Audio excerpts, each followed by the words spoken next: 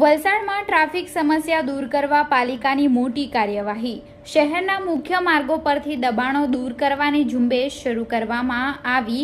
દબાણકર્તાઓમાં ફફડાટ ફેલાયો। વલસાડ શહેરમાં ટ્રાફિક સમસ્યાને કાયમી ધોરણે હલ કરવા માટે નગરપાલિકાએ મોટું પગલું ભર્યું છે। નગરપાલિકાના પ્રમુખ અને કારોબારી સભ્યોની આગેવાનીમાં શહેરના મુખ્ય માર્ગો પરથી દબાણો દૂર કરવાની ઝુંબેશ શરૂ કરવામાં આવી છે। દબાણ હટાવ શાખાના કર્મચારીઓની ટીમે શહેરના વિવિધ વિસ્તારોમાં ડિમોલેશનની કામગીરી હાથ ધરી છે। આ કાર્યવાહીથી દબાણ કરનારાઓમાં ભયનો માહોલ સર્જાયો છે। નગરપાલિકાની ટીમે શહેરના મુખ્ય માર્ગો પર જે લોકોએ ગેરકાયદેસર દબાણો કર્યા છે તેમની સામે કડક કાર્યવાહી શરૂ કરી છે।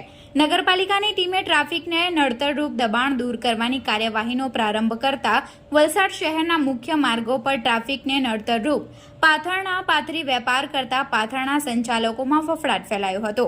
આ અભિયાન અંતર્ગત રસ્તાઓ પરના અવરોધો દૂર કરવામાં આવી રહ્યા છે, જેથી શહેરની ટ્રાફિક સમસ્યા હલ થશે અને નાગરિકોને સરળ અવરજવર મળી રહેશે। નગરપાલિકા આ પગલાંથી શહેરના ટ્રાફિક વ્યવસ્થાપનમાં નોંધપાત્ર સુધારો થવાની આશા છે। જીતેશભાઈ, કઈ રીતે કામગીરી કરવામાં આવી?